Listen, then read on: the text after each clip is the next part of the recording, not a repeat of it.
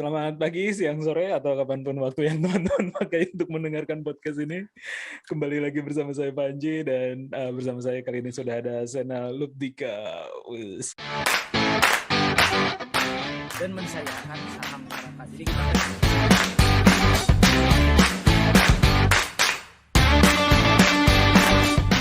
beda sama Jakarta, sama Bandung tuh listrik. Investasiin buat sekolah anak. evolve into something new gitu. Kayak kupu-kupu gitu. Ayahku tuh satpam gitu kan.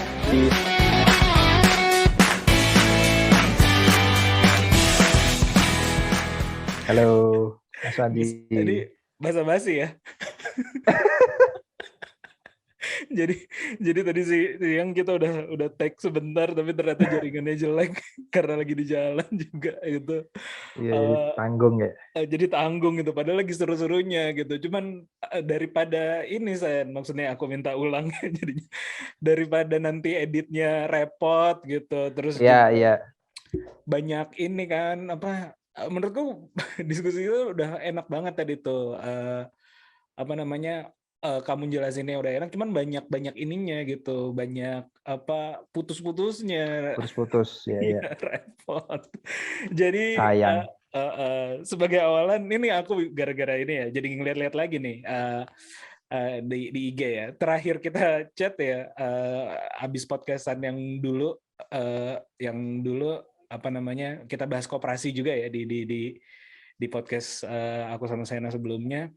Ya. Nah katanya aku juga cek chatnya nih, katanya ada yang ngontak tuh dari obrolan kita tersebut. Ada yang sempat. Aku lupa kapan gitu. Jadi kayak ya dia ada ketertarikan tentang koperasi, terus mungkin nemu di YouTube, terus nonton, terus ya nyari di Instagram, terus ketemu yang dapat mana gitu. Atau ketemu IG ku sendiri, ada. Dan itu jadi something nggak? Jadi yang sekarang misalnya gerakan yang dilakukan sekarang, atau teman diskusi aja ujungnya? Kalau orang yang spesifik aku lupa ya sebenarnya keep sampai lanjut apa enggak. Tapi itu aja udah ya memperkuat bahwa pengen ini aja ya, bahwa Gapatma berarti create konten kayak gitu kan lama-lama harusnya akan ngefek juga untuk ya siapa tahu ada yang ketemu apa dan emang jalan gitu. Kejadian pas kita bikin diskusi, kita upload ke YouTube, di sisi Gapatma sendiri itu ada yang ketemu dari situ, nyari dari situ gitu. Emang nggak bisa ditebak sih ya, kalau misalnya yang penting kita lempar aja dulu konten, ya nanti bisa ketemu lingkaran-lingkaran orang yang berminat. Itu yang aku utamanya dapat lah, kayak wah berarti bisa kayak gini juga ya, orang ketemu dari mana, ya bisa lanjut. Gitu. Iya, soalnya konten aku sama kamu itu lumayan sering tailnya panjang gitu. Jadi ada beberapa konten-konten yang istilahnya tuh naiknya misalnya momentual gitu ya. Kalau lagi hari koperasi, nah berarti obrolan denganmu tuh naiknya tinggi gitu. Baik itu yang di Spotify maupun yang di YouTube. Jadi memang ada konten-konten tipikal yang long tail lah istilahnya. Jadi bukan cuman pas lagi dirilis 2 minggu, biasanya peaknya memang di 2 minggu, tapi ada lagi tuh yang naik nanti di jadi ujung-ujungnya masih panjang gitu, masih ada yang dengerin lagi gitu. Oh, menarik. Oke. Nah, kan aku lihat juga sebenarnya semenjak dari obrolan itu Gapatma udah berkembang luar biasa banget ya. Udah jauh. Yang tadi sempat keputus juga pas siang tuh, aku belum sempat ngulik banyak tentang kegiatan yang kamu rancang di hari koperasi itu ya, apa itu namanya? Namanya Festival Demokrasi Ekonomi. Festival Demokrasi Ekonomi gitu. Iya. Mungkin sedikit step back dulu ya. Koperasi dan demokrasi ekonomi itu dua frase, dua kata yang dekatkah memang sebenarnya, atau bagaimana ya? Sebenarnya itu dua itu boleh dibilang tidak terpisahkan. Jadi demokrasi ekonomi itu adalah terminologi yang lebih luasnya ya, lebih makro kalau boleh dibilang. Sedangkan koperasi itu adalah cara mikronya. Jadi implementasi realnya, gimana kita mengorganisir badan hukumnya, itu koperasi bentuknya. Tapi kebijakan ekonominya yang harusnya disusun itu demokrasi ekonomi. Nah, kalau kita ngomongin Indonesia sendiri, yaitu asal mula nama Gapatma dari situ juga, Bang. Hmm. Mas Panji. Jadi Gapatma itu artinya 345. Hmm. Sebenarnya itu 334455. Apa itu? Pasal 33 ayat 4 UUD 45. Ada 51 lagi tambahan lah biar enak. 334455. Anggap Pasal aja Pancasila. 33, 4 yang keduanya apa? Pasal 33 ayat 4 UUD ayat 45. 4. Oh, oke. Pasal 33 ayat 4 UUD 45. 5 tambahan terus- akhirnya Ya, biar anggap aja berpola. Pancasila atau sila kelima bebas. Oh iya, kalau sila Cocok kelima juga lagi. cocok tuh, keadilan Iya, keadilan sosial. sosial. Kita bikin-bikin aja kita. Nah, jadi di situ sebenarnya kalau di pasal 33 ayat 4 itu ada kata-kata demokrasi ekonomi di UUD-nya sendiri. Tapi bahkan sebelum itu, tapi kan itu ayat 4 itu hasil amandemen. Sebelum itu, ada di penjelasannya Undang-Undang Dasar sebelum amandemen, pasal 33 itu jadi jelasin. Pasal 33 adalah intinya lah, pasal 33 itu representasi demokrasi ekonomi. Bla bla bla bla bla bla. Bangun perusahaan yang cocok itu kekeluargaan adalah koperasi. Jadi demokrasi ekonomi sama koperasi itu memang dekat. Dulu ada di penjelasan, setelah amandemen nggak ada, tapi minimal terminologi demokrasi ekonomi masih ada di isinya. Di Ya, ayat 4 itu masih ada. Nah, terus Hmm. ya kalau kita baca di luar, demokrasi ekonomi, mungkin kalau di Indonesia itu kan banyak istilah ya, demokrasi apa sih, Ali? Terpimpin. Nah, lebih ke ekonominya mungkin yang perlu dilihat ya. Ekonomi, Ekonomi oke. Pancasila, ekonomi kerakyatan, nah, gitu-gitulah. Sebenarnya kalau yang dipakai oleh ya founding father itu sebenarnya lebih ke demokrasi ekonomi. Jadi itulah korelasi antara demokrasi ekonomi dengan koperasi, makro sama mikro. Itu kalau simpelnya. Demokrasi ekonomi as a policy, kebijakannya, praktiknya adalah prinsip-prinsip koperasinya kayak gitu ya. Ya. Oke. Apa sebenarnya kalau yang kamu baca di undang-undang atau yang berdasar penelitian kamu itu, demokrasi ekonomi itu apa sih sebenarnya?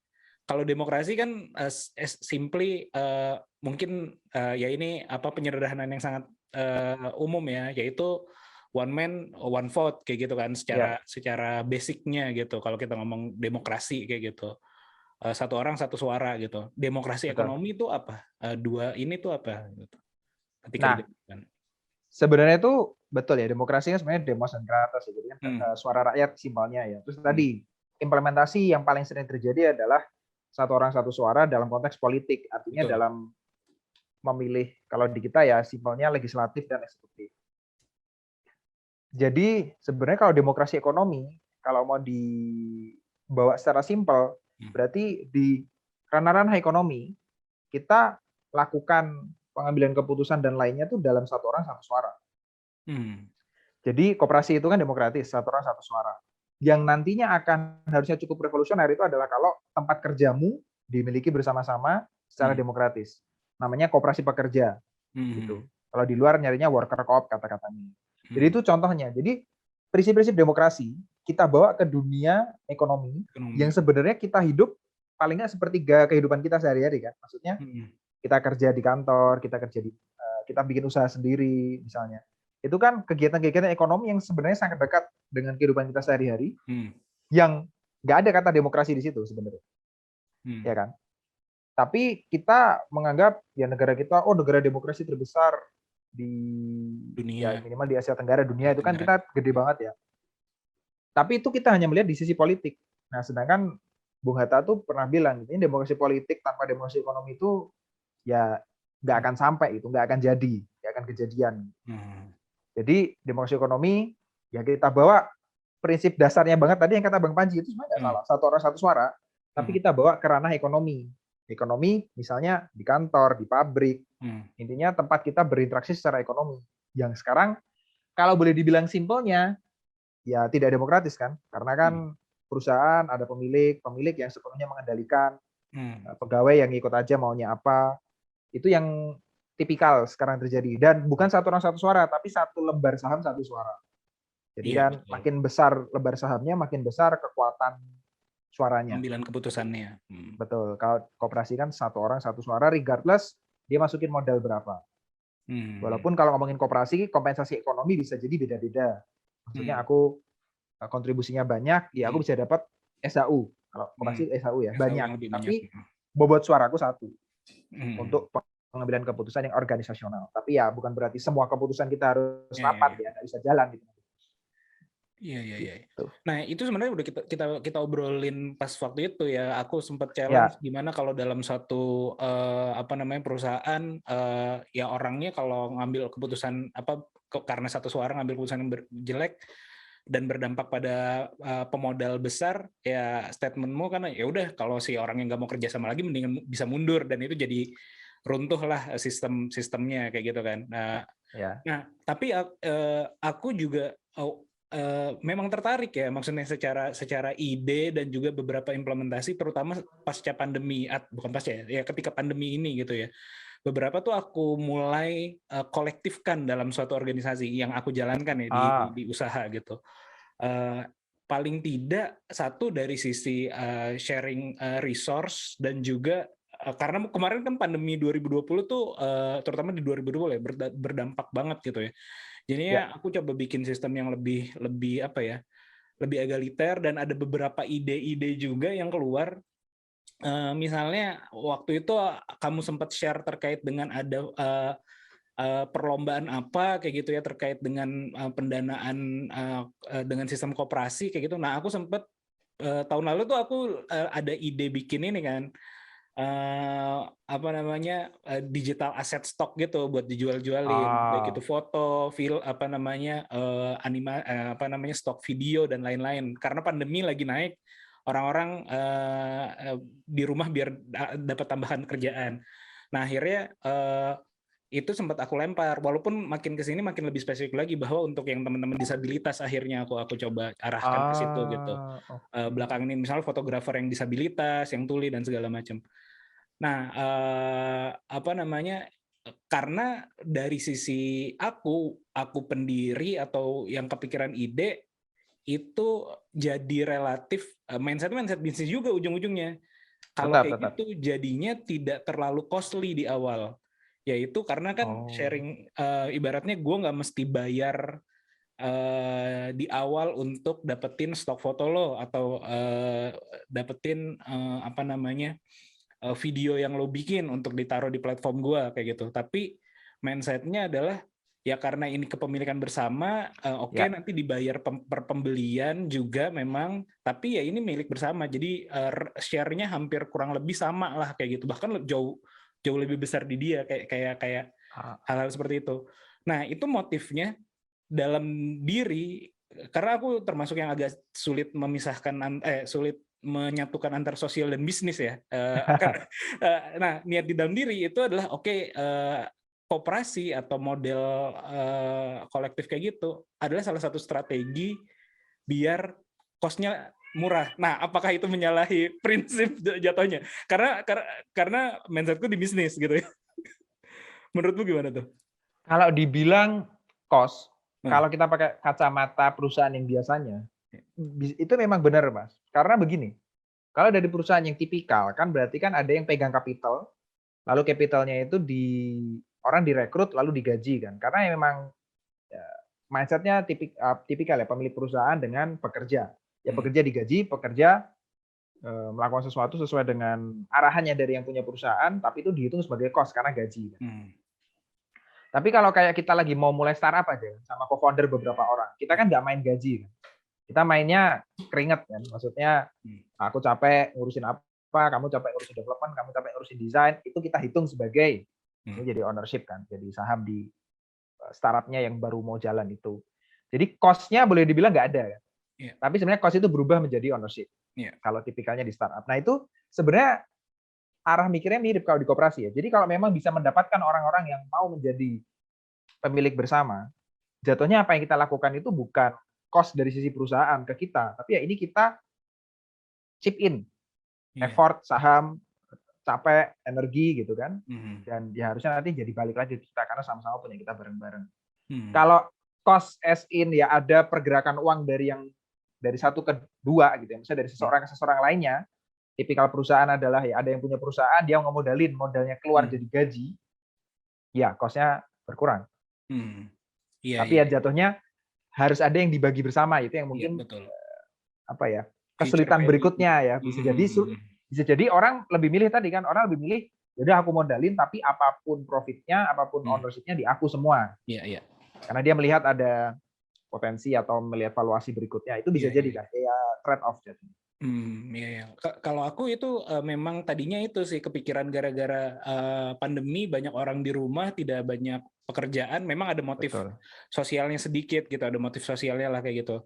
Terus kebetulan tahun lalu aku banyak berinteraksi sama teman-teman disabilitas, lebih parah lagi gitu, mereka kena dampaknya gitu. Jadinya kepikirannya ke arah situ. Terus juga ya aku nggak terlalu sosial banget per se gitu. Jadi ya udahlah kalau mau ya kita kerja bareng-bareng lah ibaratnya akhirnya kayak gitu. Tapi itu justru malah menurutku membuat apa ya Mas ya, jadi lebih setara. Jadi kayak bukan yang donasi, bukan yang secara sosial dalam arti, karena gini, di sisi lain koperasi itu juga mindset-nya adalah kita pengen sustainable gitu. Koperasi itu bisnis. Jadi kalau bentuknya adalah bantuan sosial atau apa yayasan gitu kan, nanti kan nggak bisa sustain, bergantung kepada donor gitu. Dan kayak tadi Mas Panji bilang, walaupun awalnya mikirnya misalnya menghemat kos atau apa, tapi kan ada nilai care-nya kan dengan teman-teman disabilitas, orang-orang yang kesulitan mendapatkan pekerjaan yang umum aja, misalnya biasanya sulit juga kan. Jadi justru dikasih ruang, tapi tadi karena ini relasinya, jadi di sisi ada juga sisi bahwa karena relasinya bisnis, jadi ya sama-sama harus menguntungkan gitu, bukan aku bantu kamu ya, nggak yang atas bawah seperti itu.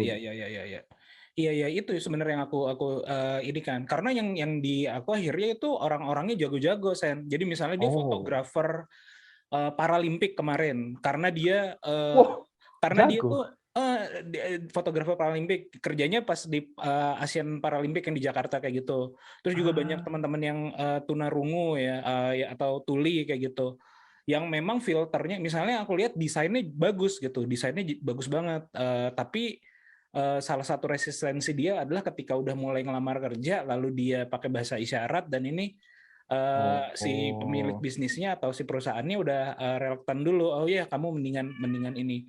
Tapi ujungnya di akhir tahun lalu itu aku belum terlalu running karena aku lihat resource-nya belum terlalu banyak, tapi yang aku lakukan adalah tahun lalu akhirnya aku bikin training desain dan coding untuk teman-teman disabilitas. Akhirnya banyak banget tuh yang daftar. Ya dalam 3 bulan sampai bulan Januari sampai bulan Maret 2021 ini akhirnya kita bikin tuh kurikulum. Jadi kita, efek ya tadinya mau bikin sebuah entitas koperasi atau entitas bisnis lah ya as a whole untuk generate foto stock, video dan lain-lain, desain yang kayak gitu-gitu, beralih ke satu aku bikin namanya code sign karena tadinya fokusnya ke bahasa isyarat kan, tapi ternyata ada yang dari autis, ada yang daksa yang daftar, dan secara ini jago-jago gitu loh. Jadi setelah kita bikin kurikulum dengan teman-teman yang disabilitas juga, bikin kelasnya ada 20 modul lah totalnya untuk desain grafis dan ngoding dasar sih. Jadi kayak masih CSS lah N-nya kayak gitu. Itu jago-jago gitu loh. Yang kelihatan banget ya tentu saja yang desain ya. Maksudnya bahkan ada yang buta, Sen. Maksudnya low vision ya. What? Low vision itu cuma 10% dia. Itu nanti aku abis ini nanti aku share boleh link karya-karyanya ya. itu luar biasa sih.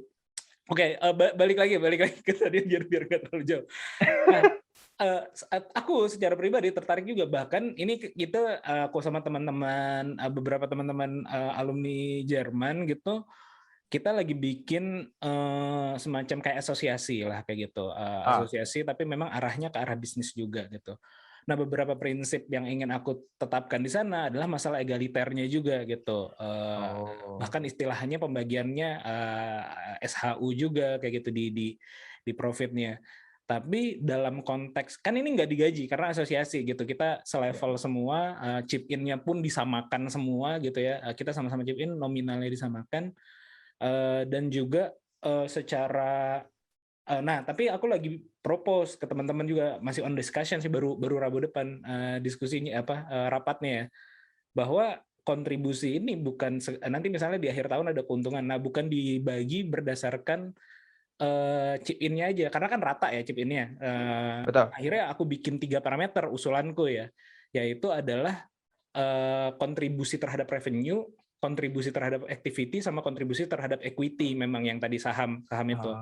Jadi kalau karena basisnya asosiasi, jadi misalnya model kerjanya gini, namanya Altek ya, ini aku sebut aja deh. Altek, Asosiasi Alih Teknologi dan Pengembangan Bisnis lah untuk inkubator, terus untuk transfer teknologi di ini gitu. Ini aku nanya ya jadinya. Jadi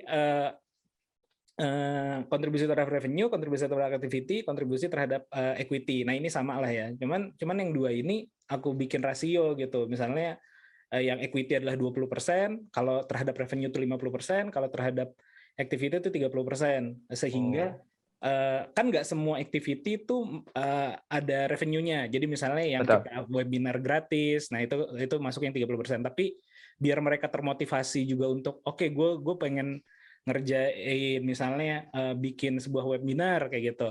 Dia masuknya ke activity, nanti dapat poinnya diakumulasi nanti di akhir tahun jadi apa ya? Ya jadi kontribusi dia kayak gitu. Terus kalau revenue misalnya dia dapat kerjaan dari Altek, nah kan kita dapat apa ya?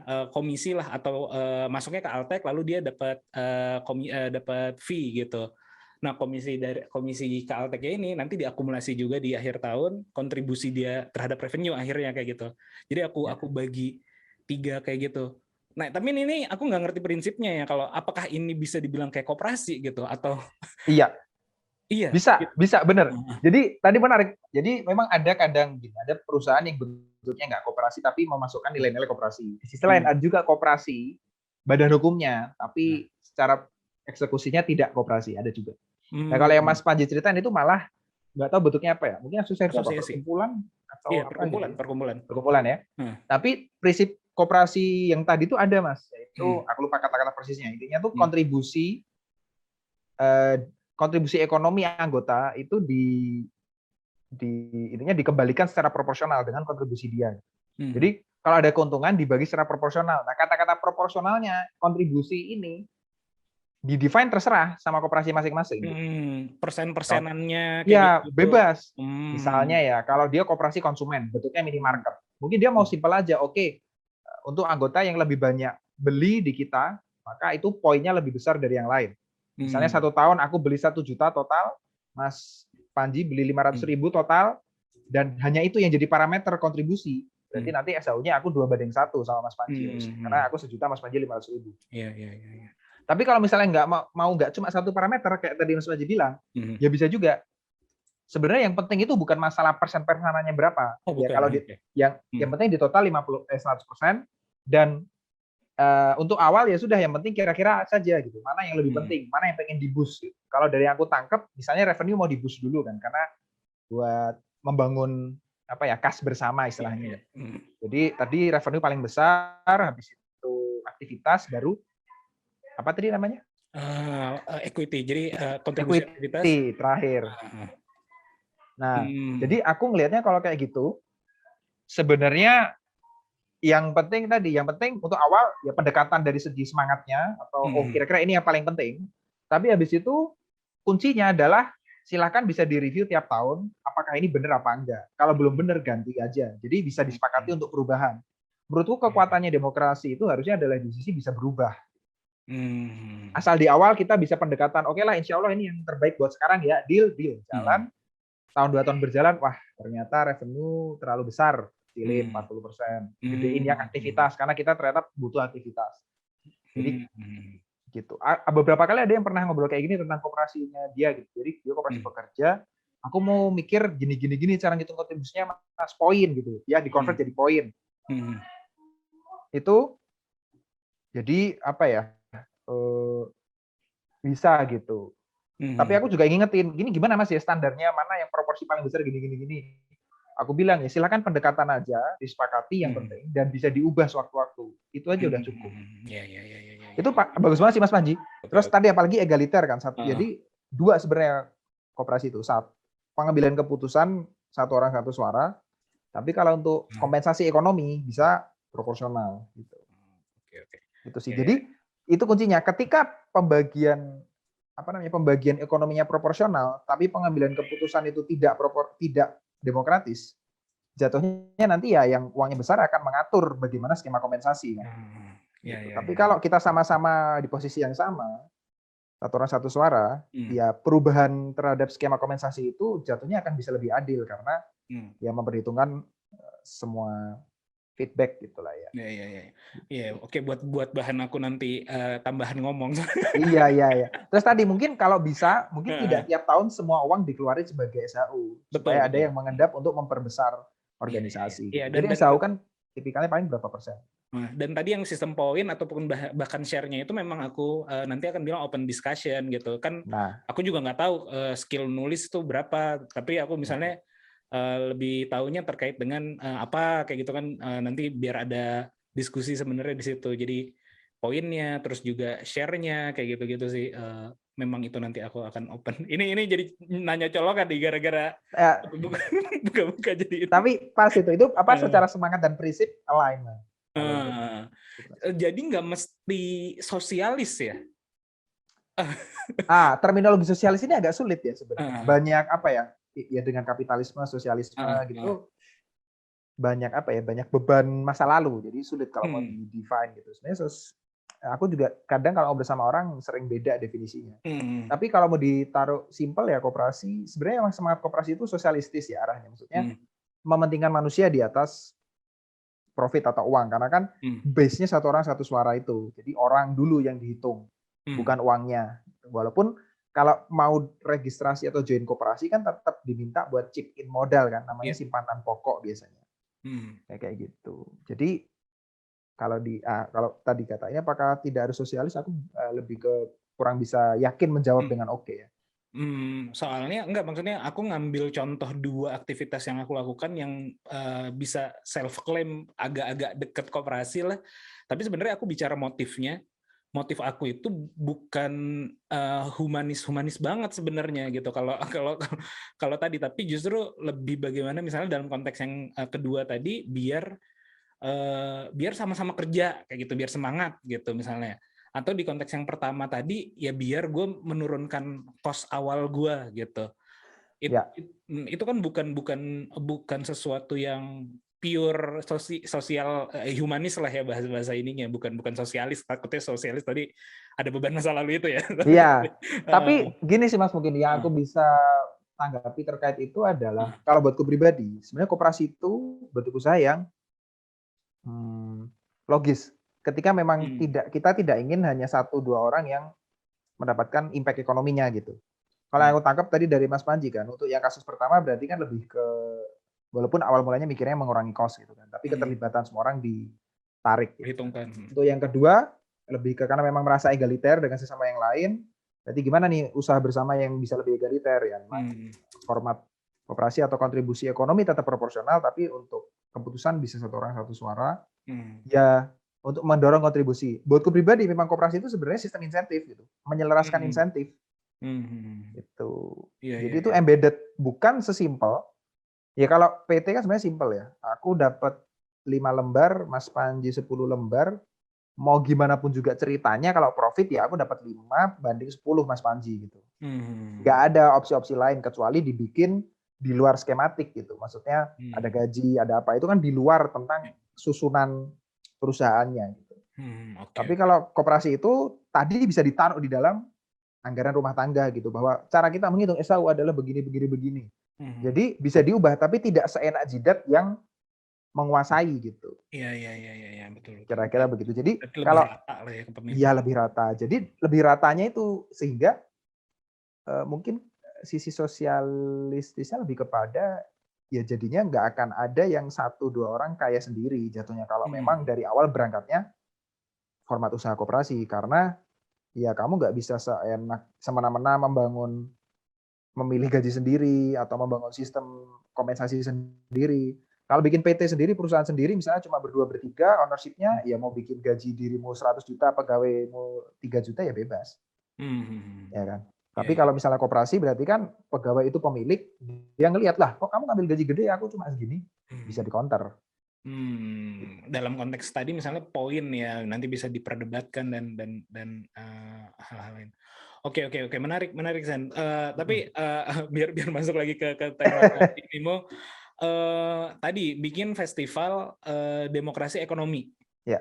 Itu aku lihat berminggu-minggu ya itu ya kegiatannya dan pembicaranya luar biasa ya, profesor apa gitu ya. itu memang ketertarikan orang terhadap koperasi, mungkin pertanyaan dua sisi ya.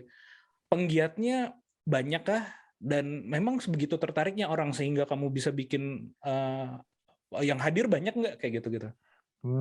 Jadi sebenarnya tuh gini, ini tuh sebenarnya kekosongan tadi ya, bahwa biasanya kalau 12 Juli hari koperasi ya yang dibahas ya begitu-begitu aja gitu. Dan di Indonesia itu koperasi yang terkenal tuh cuma 2 jenis sebenarnya yang menguasai ya, koperasi simpan pinjam dan koperasi yang bentuknya minimarket atau memenuhi kebutuhan ya, kantin gitu-gitulah ya, fotokopi gitu. Itu bukannya salah, yaitu koperasi juga.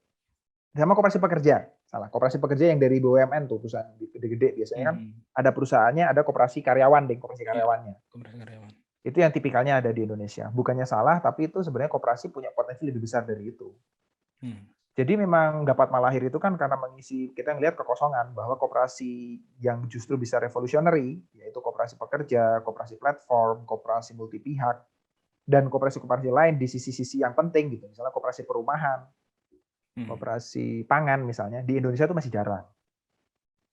Nah dari situ, tapi koperasi punya beban juga di Indonesia, reputasi jelek, tipu-tipu, jadul, orang tua gitu kan. Jadi dulu aku sama teman-teman tuh nyari apa nih terus yang kita bisa angkat dengan lebih lebih luas gitu. Demokrasi ekonomi ketemu. Nah dari situ Gapat Malahir, terus kita kepikiran terinspirasi dari Mas Suroto, dia ahli koperasi, terus dia bilang kita mungkin perlu nih bikin festival demokrasi ekonomi. Itu beberapa tahun yang lalu. Terus aku juga pernah baca buku namanya Membangun Koperasi, Koperasi Membangun. Itu kumpulan tulisan Bung Hatta gitu ya, terutama pidato beliau di Hari Koperasi. Kan tiap tahun tuh peringatan di koperasi itu. Aku menarik banget melihat bahwa beliau bikin pidato itu tiap tahun ada perkembangan gitu. Jadi tahun ini total simpanan berapa atau total anggota koperasi berapa se-Indonesia. Tahun depannya nambah lagi, tahun depannya nambah lagi. Mungkin di Hari Koperasi yang biasanya pemerintah lakukan ada kayak gitulah ya, total koperasi bla bla. Tapi tadi kembali kepada aku rasa itu bukan itu masih ada potensi koperasi yang belum muncul, terutama tadi koperasi-koperasi yang tidak umum di Indonesia. Perlu dibikin forum untuk kita memonitor atau ya merayakan lah. Pengennya merayakan yang benar-benar ada pameran atau apa gitu ya, tapi kan COVID ya sudah lah online. Terus jadi murah, nggak perlu sewa tempat. Gitu. Jadi kita jalankanlah itu. Kalau peserta sebenarnya, kalau aku boleh bilang sama teman-teman, rasanya itu cukup banyak. Tapi ya sebenarnya kita pengen lebih ya, di kisaran 100-an lah pesertanya yang mendaftar. Per sesi. Total kita sekali daftar untuk 3 hari. Jadi acaranya 3 hari. 3 hari ya. Ya, yang sebelumnya itu yang berminggu-minggu tuh feel-nya karena kita ada lombanya juga, lomba. Iya. Blog sama lomba video pendek. Gitu. Acaranya sendiri 3 hari, 1 hari 4 event. Pembicara. 4 event. 4 event. Ya. Per event 3 pembicara. Jadi emang total pembicara 20 sekian. Gitu. Penggiat Dan ada berarti rata-rata pembicara itu adalah penggiat berarti, penggiat koperasi. Kalau pembicaranya iya, penggiat koperasi, demokrasi ekonomi, ada yang dari luar negeri beberapa kita emang undang karena yang kita lihat juga kita kekurangan role model untuk koperasi-koperasi yang aneh tadi ya. Jadi dari luar yang kebanyakan kita bisa ambil gitu. Inkubator koperasi, koperasi pekerja, koperasi platform gitu kita ambil dari luar. 100 itu lumayan, tapi tahun depan kita pengen lebih besar lagi. Terus ya kita, karena ini acara pertama kan kita ambil tema cukup lebar ya, menyalakan kembali mimpi demokrasi ekonomi. Karena kita lihat demokrasi ekonomi itu mimpinya founding father kita, tapi realitas sekarang yang ada pasal 33 ayat 4 itu nggak kepake. Kalau kita boleh bilang, kalau kami boleh bilang ya. Jadi itulah lahir Festival Demokrasi Ekonomi, cukup ramai. Kita lihat, oke, tahun depan harus ada lagi dan ada lagi supaya ya tadi terinspirasi dari yang Bung Hatta. Tiap tahun ada progres, kita jadiin checkpoint lah. Oke. Dan ralat ya atau benerin ya. Tadi yang ayat 4-nya itu udah di amandemen jadi nggak ada atau diganti terminologinya doang? Jadi ayat 4 itu justru muncul setelah amandemen. Setelah amandemen justru. Ya, sebelum amandemen kata-kata demokrasi ekonomi itu adanya di penjelasan. Nah, tapi waktu jadi ayat 4. Ayat 4, tapi dulu waktu penjelasan itu tuh demokrasi ekonomi dan koperasi satu paragraf. Jadi koneksinya kelihatan. Tapi kalau di sekarang adanya cuma kekeluargaan. Dan kekeluargaan itu maksudnya apa? Banyak yang orang bilang penerjemahannya macam-macam, tapi sebenarnya Hmm. itu koperasi gitu. Nah, ayat 4 itu sebenarnya setelah aku pahami, dulu walaupun namanya Gapatma dari situ, Hmm. tapi ayat 4 yang sekarang ada di UUD Hmm. itu nilai-nilai yang sebenarnya tidak indah-indah, tapi sulit sebenarnya kalau kita bisa mau bilang, oh ini kita sudah demokratis nih ekonominya, Hmm. berdasarkan apa yang ada di ayat 4 itu. Sulit karena itu nilai-nilai ya yang baik itu, tapi normatif, nggak menuju ke intinya demokrasi ekonomi, yaitu ya produksi dikelola bersama dan konsumsi dikelola bersama. Oke, oke. Nah, tadi aku juga menarik, jangan-jangan begini ya, kayak yang contoh aku tadi, sebenarnya mencoba mengimplementasikan ide-ide aja, tapi ternyata arahnya agak-agak dekat dengan idenya atau prinsip-prinsipnya koperasi. Aku pernah nonton, tadi kan kamu sempat bilang koperasi pangan ya, atau pengelolaan produksi dan juga konsumsi bersama kayak gitu. Aku pernah nonton gara-gara COVID sih, maksudnya gara-gara COVID, asumsi.co itu bikin seri video apa ya, aku lupa. Pokoknya dia kayak nyeritain di daerah Condet apa ya kalau nggak salah ya. Condet atau apa gitu. Tentang suatu RW yang RW atau RT, pokoknya kampung lah gitu di Jakarta, dia independen dalam konteks independen dalam artian mandiri lah ya, mandiri dalam konteks pengelolaan pangannya. Gara-gara COVID nih sebenarnya. Jadi ketika pertama kali COVID di situ terjadi gitu ya, atau di Indonesia ya secara umum terjadi gitu, dia si kepala orang DKM atau pokoknya orang kampung situ lah ya, ngobrol-ngobrol dengan satu dengan lainnya, wah kita lockdown nih, kalau gitu kita patungan dia bikin hitung-hitungan kayak gitu, dia bikin hitung-hitungan kalau satu orang masuk sekian, terus kita bikin kebun kayak gitu, bikin kebun itu lalu cukup tuh untuk membiayai atau si kebun tersebut cukup untuk menghidupi kita terus-terusan tuh. Kebunnya itu kebonan makanan pokok gitu, kayak singkong, terus juga ada beberapa yang artinya kalau misalnya nggak ada duit pun itu bisa dipanen terus-terusan dan akhirnya menghidupi si satu kampung tersebut. Aku lupa videonya apa, itu sempat viral juga tuh karena itu kan logis banget gitu, dia nampilin coret-coretannya gitu lah. Apakah itu juga koperasi prinsipnya? Mungkin, atau kamu nonton belum yang kayak gitu tuh, yang video itu? Aku belum nonton. Cuma sebenarnya semangat dasarnya, kenapa Bung Hatta itu bawa koperasi sebagai bentuk usaha yang diharapkan menjadi utama di Indonesia? Karena sebenarnya dia tuh menggabungkan dua hal ya, kayak kebebasan individualisme, nilai-nilai yang ada di Eropa gitu, demokrasi yang ada di Eropa. Itu tuh kalau dia bawa ke sini, itu tuh ya ditranslate lagi dengan melihat demokrasi gaya desa. Jadi maksudnya memang didasari dengan dua, ya ini individualitas dan solidaritasnya gitu. Jadi gotong royongnya, solidaritas antar warganya itu tuh di kita kan udah kuat dari dulu sebenarnya, tapi ya digerus lah dengan modernitas dan lain-lainnya. Tapi itulah makanya kenapa beliau itu membawa konsep koperasi tapi tidak mentah-mentah, karena dicocokkan dengan kita di konsep demokrasi, tapi tidak demokrasi yang sepenuhnya libertarian dan individualistis gitu. Jadi memang digabungkan dengan kalau orang sekarang bilangnya kearifan lokal ya. Jadi hal seperti itu tuh emang natural aslinya. Tinggal perlu dibikin environment, dibikin skema insentif yang mendorong orang untuk ini lebih baik untukku dan orang-orang sekitarku daripada aku kaya sendiri atau aku sejahtera sendiri gitu. Jadi itu semangat-semangat yang sudah otomatis. Kayak kita dalam konteks pandemi kemarin kan banyak banget kan solidaritas dalam bentuk hashtagnya rakyat bantu rakyat, warga bantu warga. Orang kita patungan beli masker, support tenaga kesehatan, naruh makanan depan pagar itu perlu di scale gitu. Nah sebenarnya koperasi itu bentuk cara untuk nge-scale juga. Dengan lebih logis dan lebih sustain ya, karena ekonomi lebih diatur gitu ya. Oke. Iya, maksudku cerita si Bapak itu jangan-jangan, atau kayak aku, jangan-jangan juga banyak orang-orang yang sebenarnya mencoba mencari model-model, atau ya tadi bahasanya mungkin tepat kamu bilang bahwa itu natural gitu. Itu adalah naturalnya, ternyata memang kita nanti akan arahnya ke situ gitu. Cuman ya mungkin karena nggak ngerti ilmunya gitu. Ya, utamanya di situ. Lebih ke kayak tadi Bang Panji, sebenarnya arahnya udah bener kan, tapi lebih ke ini nyari komparasi kemana, ini bener apa enggak, kayak banyak keraguan gitu kan. itu ya memang gap apa ya, kita nggak pernah dikasih tahu kan. Taunya koperasi cuma biasanya kalau pas zaman SMP SMA nggak bawa topi, upacara beli topi di koperasi. Koperasi. Iya memang Iya, gap iya. apa ya, gap pemahamannya gitu ya memang. Iya. Padahal ada, tinggal diarahkan atau dikeluarkan aja potensi. Atau memang salah satu strateginya adalah tidak mengkampen namanya itu sendiri gitu.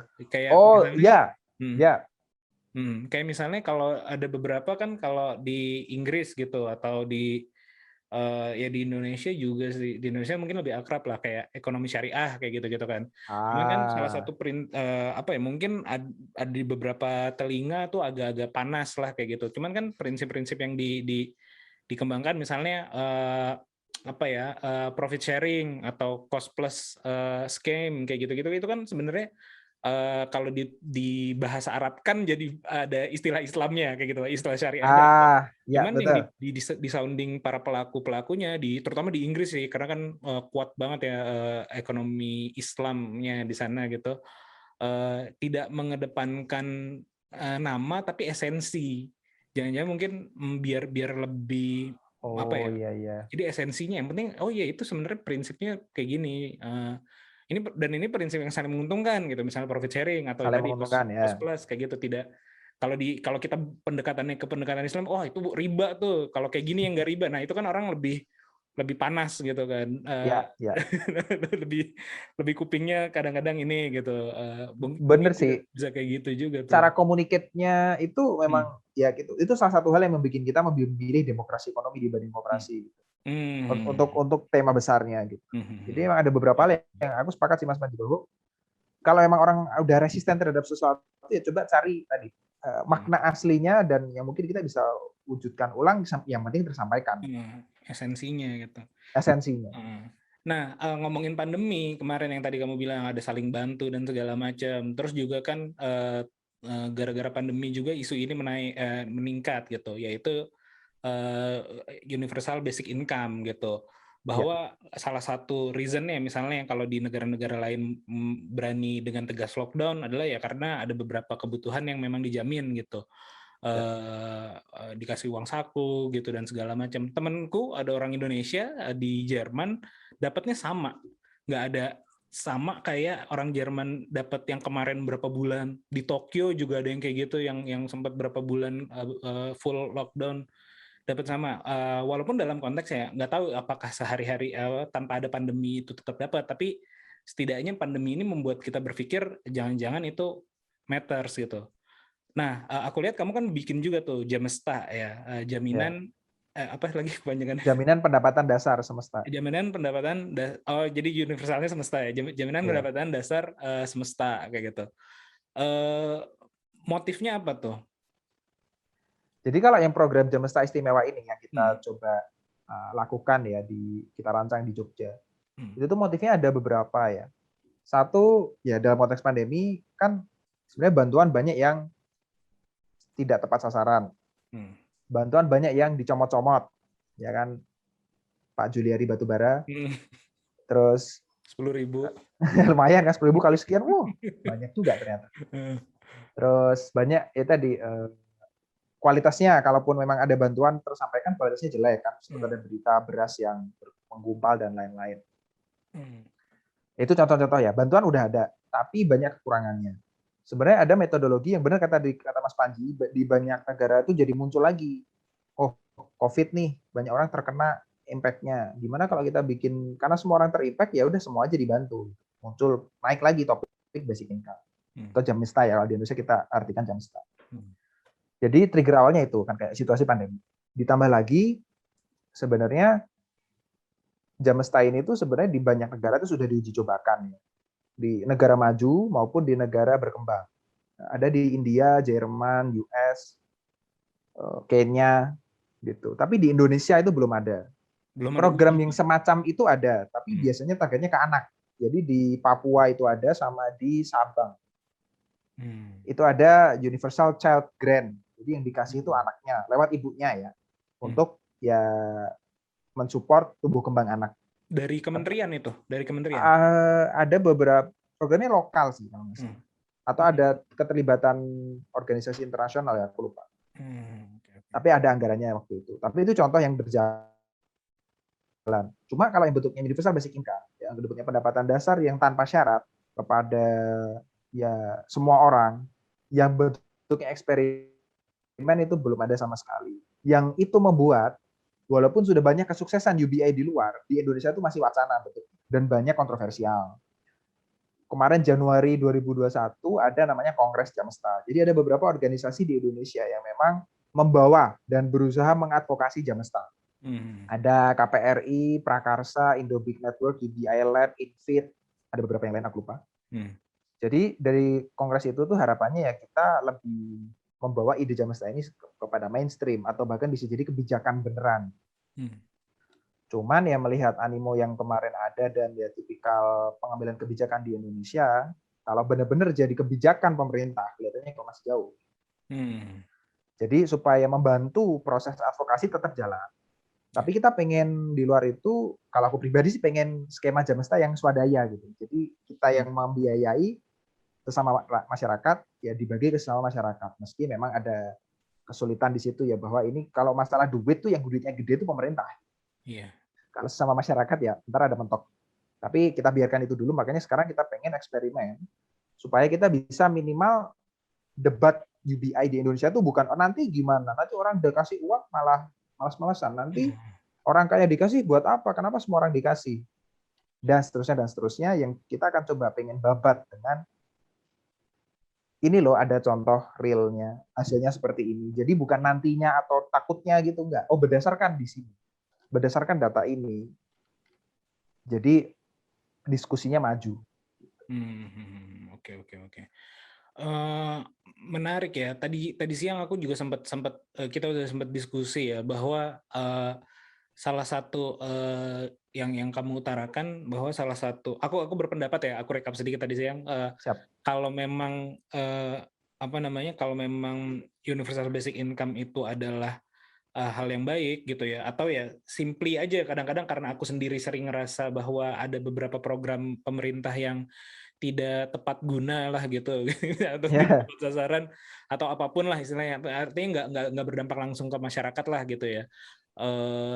Nah kenapa enggak pemerintah itu ya memang dia menjalankan tugasnya untuk mengumpulkan pajak tapi langsung dibagi rata aja gitu. Dan kayak misalnya kayak di zaman kalau di Islam kan apa ya dulu Baitul Mal kan, Baitul Mal ya.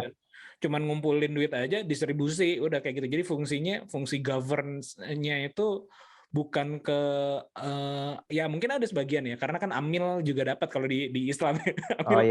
Amil kan pengelolanya juga dapat 1/7. Mungkin itu yang buat infrastruktur untuk apalah, tapi 1/7 gitu ibaratnya. Nah lainnya itu kan dibagi-bagi aja gitu. Nah jawaban kamu adalah rekap ini ya biar nggak ngulang, bahwa memang ada beberapa orang yang mendukung universal basic income karena salah satu motivasinya adalah untuk mengurangi peran pemerintah atau apa ya istilahnya tadi ya, mengurangi birokrasi dan administrasi. Mengurangi birokrasi dan administrasi, dan juga ya artinya secara keseluruhan peran pemerintah dalam pengelolaan di situ gitu ya, di area ekonomi seperti itu. Nah ini sebenarnya jadi hal yang menarik juga gitu. Aku selalu berpikir ya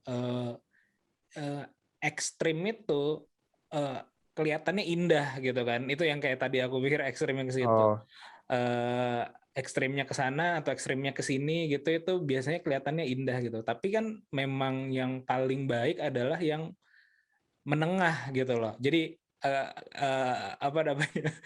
Lo kalau moderat lah ibaratnya. Kalau di Islam gitu.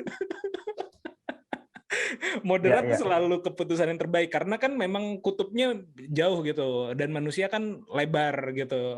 Jadinya selalu pengambilan keputusan yang moderat. Jadi misalnya dalam konteks COVID gitu, antara lockdown atau bebas sama sekali ya, pemerintah pasti moderat keputusan yang paling oke-nya gitu. Tengah-tengah ya. Tengah-tengah kayak gitu kan. Nah kalau UBI ini atau Jamesta kalau di Indonesia gimana tuh arahnya. Kalau tujuannya apakah benar-benar oke, biar ada basic income-nya sekian juta yang akan didorong oleh dirimu dan tim-tim yang tadi untuk rata seluruh masyarakat Indonesia, atau ada filtering lagi kayak ya tadi nanti mungkin ujung-ujungnya kayak bansos kayak gitu untuk atau zaman SBY apa gitu ya, ada istilahnya yang berapa ratus ribu per bulan gitu. Ini Oh ya. katanya kayak gimana nih bayangannya gitu ya? Kalau yang diharapkan ya, sebenarnya pola pikirnya UBI itu hampir semua orang yang mendukung UBI itu ngambilnya sebagai hak. Maksudnya hak. Oke. Hak. Karena begini, maksudnya negara kekayaan yang sudah diakumulasi dari zaman dulu, sumber daya alam, kemajuan teknologi gitu. Harusnya kita sudah cukup makmur untuk memastikan semua orang bisa hidup gitu. Sekarang kan masalah orang hidup atau enggak itu terkait dengan dia kerja apa enggak. Jadi kesannya kita sangat mengaitkan antara hak hidup dengan ya kalau mau hidup ya kerja. Kerja dapat duit, duitnya lo pakai buat hidup. Gitu kan. Tapi kalau ngomongin UBI itu sebenarnya kita ngomonginnya hak. Jadi kalau bisa ya semua, asal kamu warga negara suatu tempat, ya harusnya negara itu menjamin hak hidup kamu. Menjamin hak hidupnya dalam bentuk apa? Macam-macam. Kalau sekarang kan mungkin kebijakannya ya tadi bansos, ada program keluarga harapan misal, keluarga sejahtera. Aku lupa nama-nama programnya di pemerintah. Ya. Ada lah ya untuk support yang mereka yang di kalangan masyarakat bawah, miskin dan fakir dan semacamnya ya. Tapi ya itu pola pikirnya itu karena hak, jadi ya semua harusnya, bukan cuma mereka yang situasinya dalam konteks sosial ekonomi di bawah gitu. Nah, itu juga melihat bahwa sebenarnya apa ya, tetap idealnya begitu, walaupun kalau dihitung-hitung beneran ya anggarannya kesannya itu nggak cukup, APBD aja nggak cukup gitu buat ngurusin itu. APBN aja nggak cukup buat ngurusin itu. Tapi sebenarnya apa ya? Ya memang resikonya bisa jadi di negara banyak maju itu kalau dihitung-hitung katanya rasio pajak harus ditingkatkan gitu. Jadi orang-orang kaya kita pajakin lebih gede lagi sehingga uangnya itu bisa kita redistribusi kepada yang lain. Jadi sebenarnya itu memang impiannya menuju ke sana, advokasinya universal, benar-benar universal, semua dapat. Tapi mungkin masalah amount, jumlahnya itu bisa jadi kita perlu atur-atur. Atau ada juga yang varian sedikit. Jadi bukan semua orang dapat uang yang sama. Tapi ada yang nyebut skemanya negatif income tax. Negatif income, oke. Ya, negatif income tax. Artinya apa? Kalau misalnya, kalau sekarang kan yang ada kan pendapatan tidak kena pajak, gitu kan. Jadi kalau pendapatan kita di bawah sekian per bulan, kita nggak kena sekian di total setahun, kita nggak kena pajak penghasilan misalnya. Tapi selisihnya itu nggak diapa-apain. Maksudnya, misalnya ya, kalau nggak salah PTKP kan 4,5 juta ya per bulan. Tapi kalau gaji kita 2 juta per bulan, selisih 2,5-nya itu ya nggak diapa-apain. Cuma ya udah kamu nggak bayar pajak, selesai. Tapi kalau negatif income tax itu artinya, misalnya kita memang target, oke, kita pengen semua warga Indonesia minimal pendapatannya sekian per bulan. Untuk orang-orang yang gajinya di bawah itu atau pendapatnya di bawah itu, masuklah anggaran supaya semua orang minimal sampai di level itu. Itu ada skema yang lain. Itu namanya negatif income tax. Ya, tapi itu skema-skema yang intinya adalah kita pengen. Kita tahu bahwa untuk hidup kita butuh uang kalau sekarang. Gitu ya. Tapi uang itu sekarang orang dapatnya dari mana? Dari kerja. Jadi kayak orang wajib kerja untuk bisa hidup. Padahal penjaminan hak hidup itu harusnya kan tugasnya negara. Nah, kita pengen memisahkan antara dua hal ini. Tapi bukan berarti orang yang dikasih pendapatan dasar untuk hidup maka tidak bekerja. Jarang sekali sebenarnya dari berbagai eksperimen orang setelah dikasih UBI malah nggak kerja. Jarang sekali. Paling cuma mengurangi jam kerja karena dia pengen bisa ngurusin keluarganya. Atau ngurangin jam kerja karena sekarang dia bisa melihat kesempatan lebih bagus untuk belajar, kuliah lagi, upskill gitu. Jadi tujuannya memang benar-benar semua bisa dapat uang yang pantas untuk hidup. Semuanya. Tapi kalau dihitung-hitung kurang masuk akal dengan situasi sekarang. Banyak step menuju ke sana. Barusan nih aku sambil googling dan sambil ngitung juga nih, Sen. Jadi memang ternyata kan perputaran ekonomi di Indonesia tidak semuanya justru dipegang pemerintah kecil lah gitu, nggak nyampe 30% gitu. Jadi aku cek kalau APBN ya yang nasional itu, yang negara punya itu ternyata di 2021 ini cuman ternyata ini direncanakan deh, ternyata direncanakan 2.750 triliun gitu. Triliun. Nah, lalu aku bagi dengan jumlah penduduk Indonesia roughly ya, 270 juta gitu. Kalau tadi konsep aku yang ekstrim salah satunya gitu. Ternyata per orang cuma dapat 10.000, 10.185 gitu. Jadi nggak ngaruh gitu loh ternyata ya, kalau memang hanya dibagi jumlah penduduk aja semua gitu. Ya, Aku dengan nggak tahu anggaran yang sekarang. APBN itu apakah termasuk gabungan APBD apa memang yang dimiliki oleh pemerintah pusat doang ya? Kayaknya pemerintah pusat doang ya. Kalau APBN pusat doang sih. Oh, pusat doang ya. Ya, jadi mungkin kalau ada tambah-tambahan dari daerah ya mungkin bisa nambah jadi berapa ribu gitu. Tapi tetap aja kecil gitu. Berarti artinya memang secara ideal kalau pun di-pool semua ke pemerintah, kalau dibagi rata ke seluruh rakyat saja dengan semua amount-nya ternyata nggak cukup gitu. Iya. Sedangkan setahun nih bahkan kan. Iya, iya setahun bahkan bukan per Tahun bulan bahkan. ya, betul. Setahun nih. Iya. Lebih ekstrim. Makanya kalau kita lihatnya APBN agak sulit ya. Tapi kalau lihatnya GDP sebenarnya masih masuk gitu. Tapi aku belum tahu cara mengkaitkan antara GDP dengan pemerintah dengan apanya gitu. Tapi nah itu makanya ada yang bilang wah nggak masuk akal kalau dihitung-hitung. Iya. Aku pernah baca tapi tadi aku cari nggak ketemu sih. Aku pernah baca memang yang tadi aku bilang cuma 30%, misalnya 3.000 triliun lah pemerintah. Nah, sebenarnya perputaran ekonomi yang ada di Indonesia tuh 10.000 triliun, jadi kayak 3 kali lipatnya kayak gitu. Tapi itu perputaran ekonomi kayak gitu. Nah, kalau dari sisi tadi yang kamu bilang ya, kalau dari sisi motivasi seperti itu dan gambaran yang diinginkan ya tadi bisa dapat semua dan segala macam. Walaupun apa ya, kalau yang kamu bilang tadi kan ternyata kalau orang yang dapat basic-nya terpenuhi justru motivasinya lebih tinggi gitu. Tapi itu juga akan tergantung psikologinya juga sih atau mentalnya juga sih. Kayak misalnya kalau di Amerika kan ada gelandangan yang memang gelandangan tuh dapat $75 atau $150 gitu, atau $300 bahkan gitu ya per bulan secara rutin gitu. Aku lupa skemanya apa. Tapi mereka tidak apa ya, tidak meningkat gitu ininya, dapat basicnya, walaupun ya mungkin kecil banget ya. Jadi jangan-jangan malah bukan termotivasi bagi sebagian orang, tapi malah jadi malas justru, jangan-jangan kepikiran hal seperti itu nggak? Sebenarnya kalau biasanya kalau ketemu bahasan kayak gini aku tuh mikir ya udah kalau memang orang dikasih duit lebih orang jadi malas atau nggak mau kerja, kenapa orang udah punya gaji 2 digit 3 digit tetap kerja terus gitu. Maksudnya nggak mereka berhenti terus santai-santai atau misalnya ngapain gitu. Jadi kenapa judgement semacam ini selalu dikenakan kepada masyarakat dengan yang dianggap sosial ekonomi rendah gitu kan. Maksudnya orang yang biasanya gaji berapa dikasih misalnya pendapatan basicnya UMR misalnya. UMR itu 1, kalau Jogja tuh UMP ya 1,8. Jadi ada asumsi orang dikasih UMP 1,8. Jangan itu 500.000 aja ya. 500.000 tuh dekat dengan garis kemiskinan. Orang dikasih 500.000 terus nanti dia akan malas-malasan gitu. Ya maksudnya kenapa adjustment ini ditekankan kepada orang-orang yang miskin? Karena kita menganggap orang miskin itu karena mereka malas gitu. Padahal kebanyakan orang miskin itu kerjanya lebih capek daripada orang-orang yang kita bilang middle class ataupun yang high class. Gitu. Apa ya? Ya aneh aja sih. Tapi ya tadi tapi skeptisisme itu wajar. Dan tadi ketika dicek ke berbagai eksperimen di luar negeri itu tidak terbukti. Pun ada perubahan tadi, hanya berkurang sedikit jam kerja atau apa.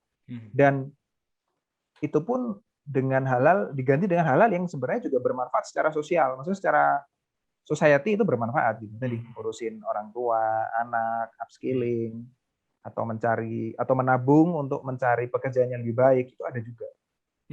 Gitu. Jadi kalau aku juga ya nggak tahu ya, mungkin itu memang stigma kita terhadap orang-orang yang kita anggap miskin karena kamu malas nih makanya miskin gitu. Apalagi dikasih uang, wah makin nggak mau kerja kamu. Tapi banyak kok orang yang sudah 2 digit 3 digit nggak diem juga mereka, nggak yang berhenti ya atau cukup gitu, nggak, orang maju terus cari kelanjutan terus. Iya sih. Kalau kalau terkait dengan itu sebenarnya enggak sih, aku bukan berpendapat bahwa yang miskin itu kurang bekerja gitu ya. Karena menurutku justru kesempatan ya mungkin juga karena sistemnya ya, Ya. masalah privilege lah, terus masalah Oh ya. bagaimana uang besar lebih menghasilkan uang kayak gitu, Oh uang iya. menghasilkan dirinya sendiri juga gitu loh. Jadi justru kan makanya kesenjangan makin tinggi karena kan yang memang memiliki kapital ya relatively lebih mudah mendapatkan yang lebih besar lagi gitu. Beberapa Betul. fakta misalnya orang bilang apa ya, kalau di Amerika gitu misalnya let's say untuk pertama kali si Zuckerberg mendapatkan 1 million-nya nih butuh waktu sekian tahun, tapi ke 1 billion-nya yang Ah, sekian kali lipatnya lagi gitu, itu jangka waktunya makin lama makin pendek gitu. Jadi berarti memang money make money gitu loh. Jadi bukan dalam 3 tahun itu dia kerja lebih gede daripada 10 tahun sebelumnya, tapi memang ya untuk uangnya yang bekerja. uang yang bekerja gitu, dan itu common banget sih, bukan di situ. Ya kalau misalnya kayak tukang bersih-bersih gitu, ya itu dari subuh udah kerja, dan tukang nasi goreng gitu kan itu dari sampai malam, paginya ke pasar dan segala macam. Jadi bukan masalah di situ Ah, sih, lebih ke tapi kesempatan. kalau ya kesempatan dan Hmm. nyambung sama itu juga, aku Hmm. juga kepikiran gini sih Mas. Mungkin salah satu hal yang bisa menjawab itu adalah ya ketika kita pendapatan sehari-hari hanya bisa cukup untuk memenuhi kebutuhan sehari-hari, ya kita nggak bisa ternakin uangnya gitu. Ya, Tapi ya. kalau orang-orang yang punya spare income, bisa Hmm. masuk investment, bisa masuk ke memodali usaha dia sendiri, Ya, bisa ya. jadi Facebook berikutnya, atau yang minimal mainan saham, atau apa ya, reksadana, tipikal yang sekarang lagi booming ya, maksudnya Ajaib, Bibit, Ya. Bareksa gitu ya. Aku juga pelanggan-pelanggan itu. Tapi ya itu, ya benar sih. Maksudnya kalau untuk masalah uang melahirkan uang, ya kalau ada uang yang bisa kita masukin ke mekanisme yang melahirkan uang lagi gitu. Tapi kebanyakan buat sehari-hari aja kurang, bahkan masih ngutang gitu, ya nggak bisa sampai sana ya jadinya. Iya betul. Iya ya. Jadi maksudnya tadi untuk mengantar bahwa malas tidak punya uang karena malas sih. Cuman menurutku ya mungkin memang ini harus dieksperimenkan ya. Makanya bisa jadi apakah nanti berapa yang dikasih bisa jadi berapa. Pun faktanya tadi siang kan kita sempat ngobrol ya, dan salah satu yang kamu bilang adalah kan aku tanya kenapa Gapatma jadi sebegini gedenya, terus kamu sekarang juga jadi bikin Jamesta sama teman-teman gitu, jadi koordinatornya gitu. Apakah karena WFH gitu? Cuman ternyata jawabanmu kan yang paling awal itu karena sekarang kerja di startup yang bisa menggaji memenuhi bahkan melebihi kebutuhan primernya. Artinya orang ketika sudah dimiliki udah terpenuhi kebutuhan primernya tanpa perlu mikirin, misalnya kalau tadi di jawabanmu kan karena lebih fokus mikirinnya, tapi kan sebenarnya yang paling dasar adalah ya karena gue nggak mikirin besok gue gajian apa enggak, tapi udah pasti gajian gitu kan, paling dasar. Benar. Jadinya kamu bisa bebas gitu, bisa iya gue bikin kreasi ini deh, gue bikin ini deh, gue bikin ini gitu. Iya, Itu kan betul. terbukti juga, tercermin di diri juga bahkan gitu kan. Security of income benar ya, itu satu hal juga yang benar, tercermin di diri betul. Security of income itu jadi kita dibanding orang yang masih kebakaran terus gitu ya, pasti akan lebih santai gitu loh. Makanya kan kalau dalam beberapa ada orang ngejokes gitu lah, yang emosional ya orang-orang yang pendapatannya ini gitu rendah gitu karena masih panik gitu. Iya, karena masih apa ya, mikir apa yang nggak secure kan. Kayak aku ya, ini salah satu orang yang sering kasih itu kalau di basic income itu ada riset, ada ekonom ngeriset gitu, ada suatu wilayah di India apa di mana ya, mereka tuh petani tebu atau apa. Jadi dicek IQ-nya sebelum panen dan setelah panen gitu. Setelah panen mereka jauh lebih pinter. Jadi sebenarnya apa ya, tidak adanya uang atau survival mode yang terlalu lama gitu, buat kita emang nggak bisa mikir masa depan, nggak bisa mikirin orang lain, nggak bisa mikirin yang lebih kreatif, nggak bisa mikirin yang apa ya, lebih fokus kepada penuhi kebutuhan itu juga sulit untuk Iya, maju ke depan gitu. Ya, Iya, jadi bisa jadi memang ya ada pro kontra juga tuh nantinya ya. ya. Yang kontra apakah jadi lebih malas, tapi ya kalau kalau pro-nya ya bisa jadi ketika itu udah terpenuhi, dia malah jadi bisa berkreasi macam-macam. Berkreasi ya kata-kata yang. Cuman ya mungkin yang perlu pertanggungjawaban. Nah, kalau Jamesta yang kamu lagi uji coba, ini kan kamu ini ya koordinatornya ya berarti. Iya. Berarti dirimu tuh udah jadi kayak tokoh nasional demokrasi ekonomi gitu, San. Menuju Azek. Wes, Enggak sih, lebih kepada aku lihatnya ada kekosongan, belum ada yang masuk ke situ, ya coba ngobrol sama beberapa orang. Lakuin gimana? Lakuin. Oke. Terus ya emang ada dorongan sih untuk ya sayang ini kalau isunya nggak dikembangkan. Nah, Jamesta tanpa apa nih? Tanpa syarat ini ya. Tanpa syarat itu apa tuh maksudnya? Tadi siang kan kita agak keputus di situ. Tanpa syarat itu yang dimaksud gini, kan kebanyakan kalau bantuan, kembali ke bantuan pemerintah lagi ya, kebanyakan bantuan itu kan ada kriteria yang akan dapat, dan setelah dapat pun ada persyaratannya untuk tetap dapat misalnya. Jadi itu kan jadi banyak syarat ya, sebelum dan selama. Tapi kalau UBI itu sebenarnya tidak ada syarat apapun, semua orang berhak. Cuman karena kita sekarang anggarannya terbatas, jadi kita modifikasi sedikit. Kita syaratnya itu cuma 2, dia tinggal di Jogja dan punya KTP. Tapi KTP-nya nggak harus KTP Jogja. Gunanya KTP adalah supaya ya nanti buat verifikasi ya, verifikasi nomor rekening dan lain-lain.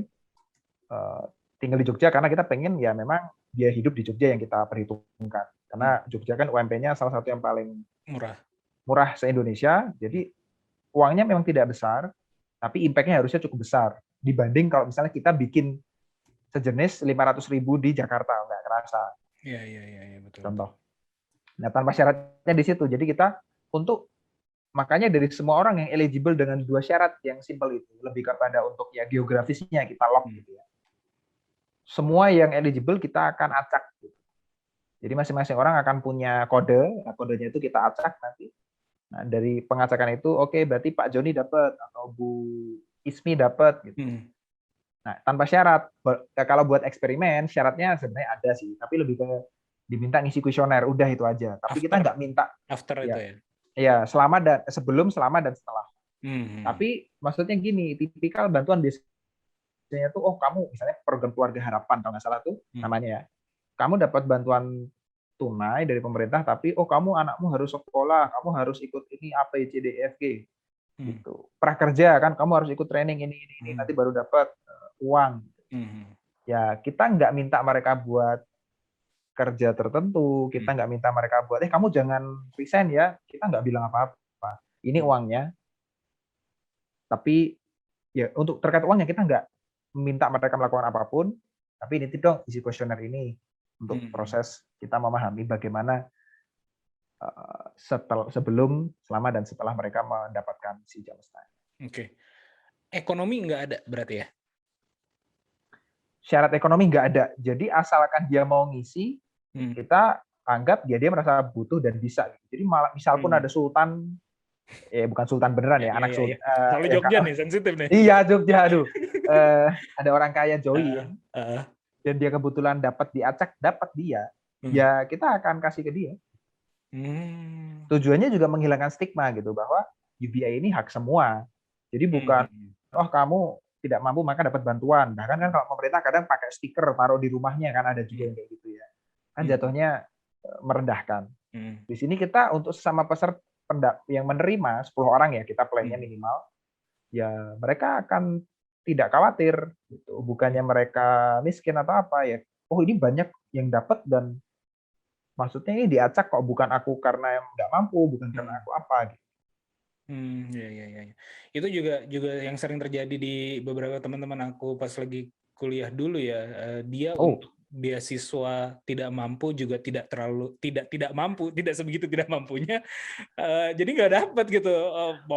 Keterangan tidak mampu ke RT RW yang kayak gitu-gitu kan nggak dapat. Nggak dapat gitu. Jadinya tidak memungkinkan gitu. Yang tanggung kan, posisi tanggung. Nah itu sebenarnya waktu itu gitu. Mas Janu, ketua tim peneliti itu bilang, misalnya untuk masyarakat yang memang di paling bawah itu biasanya programnya sudah macam-macam. Hmm. gitu ya. Karena memang ditargeted kayak yang paling bawah. Iya. Yang paling atas ya punya tabungan, punya Iya, aset iya. apa, jadi masih bisa tahan. Yang tengah-tengah biasanya, Betul. yang tanggung-tanggung itu, misalnya ya, oh kalau mau dapat bantuan, aku lupa bantuan pemerintah waktu COVID itu minimal berapa? Maksimal, ada maksimalnya kalau nggak salah. Maksimal gaji sekian. Nah kalau kamu di atas gaji itu 100.000 aja, Iya, iya. tapi kebetulan kena PHK juga, malah nggak dapat apa-apa kan. Iya, Jadi betul. posisi-posisi tanggung ini ya sebenarnya biasanya kasihan. Program pemerintah nggak dapat, duit nggak ada, kena. Iya, betul. Iya, itu sering banget sih. Nah, tadi ya 500 ini dapat 500.000 selama 6 bulan. 6 bulan. Targetnya adalah masyarakat Jogja, dalam artian dia tinggal di Jogja dan punya KTP tapi bebas, KTP manapun gitu. Betul. Tanpa syarat, cuman ngisi kuesioner aja lah nanti ketika lagi program. Targetnya berapa? Berapa peserta? Berapa penerima? Saat ini tuh minimal 10 untuk yang pilot. Jadi kita ada pilot ini minimal 10, maksimal 30. Kenapa kita taruh maksimal? Ya kalau alhamdulillah nanti penggalangan dananya sukses, lancar. Untuk 10 orang ini kita perlu sekitar 36, aku lupa angka persisnya, 36,4 kalau nggak salah. Terus kalau 30 kita dapat kita perlu 100-an juta. Kenapa kita cap di 30 dulu? Karena ini memang pilot. Jadi kita pengen mastiin skema kita benar, penggalangan dananya lancar, SOP buat milih orangnya oke, pengacakannya oke gitu ya, distribusi uangnya oke. Nanti kita rencananya Januari atau Februari 2022 kita akan bikin yang lebih besar. Gitu. Lebih banyak orangnya dan kita nggak cuma 500, akan ada 1,8 juta.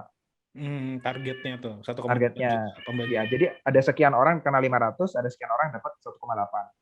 Kenapa dua angka ini? 500 itu dekat dengan garis kemiskinan. Garis kemiskinan Jogja itu 460 sekian ribu. Kalau 1,8 itu patokannya UMP 1,7 sekian juta. Gitu. Jadi kita pengen lihat sebenarnya impact-nya itu angkanya signifikankah atau yang penting orang ada dapat pendapatan tanpa syaratnya. Gitu. Karena salah satu insight yang menarik dari Jerman, kan ada eksperimen semacam ini juga di Jerman, itu inspirasi kita juga. Dia malah bilang jumlahnya sendiri mungkin tidak terlalu relevan, tapi bahwa ada kepercayaan bahwa kamu dapat sesuatu tanpa syarat apapun, kayak ada dapat trust gitu kan dari orang-orang yang nyumbang gitu kan, itu sudah membuka banyak peluang gitu, meski angkanya tidak seberapa. Kita pengen ngecek itu juga. Oke, berarti bayanganku nanti adalah ya aku juga kemarin ketika lagi COVID tuh termasuk dapat insentif gede lumayan lah dari Jerman juga, as a company yang kira-kira memungkinkan, tapi as a company ya. Oh, company, oke. As a company yang memungkinkan untuk ini nanggulangi COVID juga lah kayak gitu. Ya ibaratnya hampir ya kalau ke orang mungkin universal basic income gitu, tapi ini ke kita di Indonesia kalau nggak salah 20 lah yang dapat tuh. 20 setara atau 25 gitu lah. Pokoknya cukup banyak lah yang dapat itu. Nah, itu juga ketat, maksudnya ketat dalam artian surveinya tuh mendetil sekali tuh pertanyaan-pertanyaannya, misalnya lo dapat ini pemanfaatannya untuk apa, terus juga dalam konteks bisnis ada peningkatan apa, jadi lebih detail gitu. Mungkin itu juga yang nanti akan ditanyakan di kuesioner tersebut ya. Semacam itu. Jadi kayak kita memang pengen mencari tahu impact-nya dari si uang ini ya. Jadi ada beberapa hal yang ditanyakan, ya kesehatan mental, terus apa yang misalnya frekuensi. Ya intinya hal-hal yang kita pengen lihat berubah. Kalau ada perubahan. Kalau nggak ada perubahan ya kita akan sampaikan juga tuh. Oh, ternyata tidak ngefek di bagian ini. Gitu. Tapi kita nggak yang benar-benar akan minta dia buka lapor gitu. 500.000 ini jadi apa aja, nggak yang sedetail itu. Tapi kita periodically cek gitu, sebelum dan sesudah dan selama, apa impact-nya uang ini terhadap ya situasi dirinya, bisa mental, bisa hubungan dengan masyarakat, bisa cara dia melihat masa depan. Iya. Oke. Ya, mudah-mudahan yang tadi yang dari diskusi kita juga bisa didapatkan ya, apakah dia justru malah jadi misalnya jam kerja misalnya kayak gitu dan atau malah pindah kerjaan atau malah resign gitu. Kita memang pengen cek itu juga. Oke Sen, gitu aja nih obrolan kita pada malam ini. Semoga sukses ininya, Jamestanya. targetnya minimum 10, maksimum 30 ya. Ya tercapai lah itu buat ya. yang pilot. Buat Insya Allah. ini kapan deadline-nya kalau untuk donasinya? Oh iya, kalau untuk registrasi maupun penggalangan kita tuh buka sampai 16 Oktober Oke, 16. 2021. Kalau teman-teman di Jogja, kalau pendengar ini ada yang di daerah Jogja, bisa isi di bit.ly. Nanti mungkin aku kasih ke Mas Panji juga. Nanti aku tulis. bit.ly /Jamesta Istimewa strip pendaftaran. Nanti bisa dicek. Kalau di Jogja ya, boleh mendaftar sendiri atau kalau siapa tahu ada tahu teman atau saudara yang perlu bisa di-share. Lalu untuk yang di seluruh Indonesia bisa bantu kita buat galang dananya ya. Jadi kita taruh di kitabisa.com /Jamesta Istimewa Pilot. Jadi masih pilot ya Jamesta Istimewa. Nanti kita akan mungkin aku nitip linknya ke Mas Panji juga. Mohon dicek aja atau kita ada website jamestaistimewa.id. Minimal boleh bantu pahami, belajar, nanya-nanya atau skeptis boleh juga karena kita pengen belajar gitu. Bagaimana kita maju selangkah lebih dekat kepada UBA yang sejati lah nanti di Indonesia. Atau di Instagram ya, nanti aku mention. Oh iya, Instagram juga ada. Jamesta.istimewa ini ya, aku lagi lihat juga sih. Betul. Oke, Sen, thank you. Waktunya satu lagi nih gara-gara kita ngeliat-liat chat juga. Terakhir kan obrolan kita yang pending juga ya di chat WA adalah dirimu sempat aku ajak join di aktivitas. Masih ada ruangkah dirimu gitu. Ini mungkin aku lihat energinya besar deh, bikin ini, bikin itu. Atau kamu sebenarnya memang arah dirinya memang jadi nanti kayak penggerak di sini gitu, penggerak di koperasi, demokrasi ekonomi, hal-hal yang berkaitan dengan itulah, sifatnya lebih ke mungkin kalau dibahasakan walaupun tidak sepenuhnya juga ya kayak aktivisme lah di situ, atau memang kamu masih bergerak di teknologi, business person yang kayak gitu-gitu. Kalau bayanganku masa depan, itu memang masih belum lanjut. Mimpi nggak apa, mimpi. Bayanganku tuh nanti lebih ke pengen jadi apa ya, spokesperson-nya gitu, untuk memainstreamkan topik-topik ini, gitu, terutama demokrasi ekonomi. Karena aku ngelihat Jamesta ini sebenarnya part dari itu, salah satunya. Intinya membuat demokrasi ekonomi di Indonesia. Tapi ya cara-caranya adalah nanti ya ini ya lewat Gapatma, lewat bikin project pilot project gitu terkait koperasi, demokrasi ekonomi. Plus ya pengen sekolah lagi, pengen jadi dosen. Jadi arah-arahnya ke sana. Skill set IT-nya, product management bisnisnya tuh kalau buat sekarang lebih ke untuk mencari nafkah.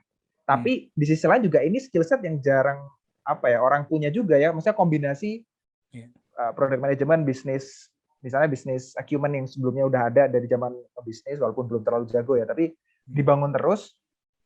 Plus yaitu sudut pandang kooperatif, ekonomi gitu-gitu. Nggak tahu ya, mungkin kombinasi dua hal ini bisa menjadi sesuatu. Tapi arahnya pengen intinya memainstreamkan ini gitu dengan berbagai metode. Nggak harus aku juga yang jadi spokesperson, tapi pengen membangun ekosistemnya jatuhnya ya. Ya. Nanti aku kebetulan ada beberapa forum yang grup yang juga dengan Bu Mutia Hatta ya. Mungkin akan aku mention juga nanti tuh ke di grup ini karena dia kalau yang di sisi dia ya itu cukup dia kan anak pertama lah hitungannya, anak pertama kedua kayak gitu. Jadi cukup mindsetnya cukup ke bawah lah dibanding kalau yang itu yang sama Pak Sri Edi bukan? Kalau yang sekarang terkenal kan ada cucunya, tapi kan arahnya lebih ke Gustika, beda lagi ya. Oke, nanti daripada ini aku cut aja di akhir ini ngomongin orang. Oke, thank you Sen sekali lagi.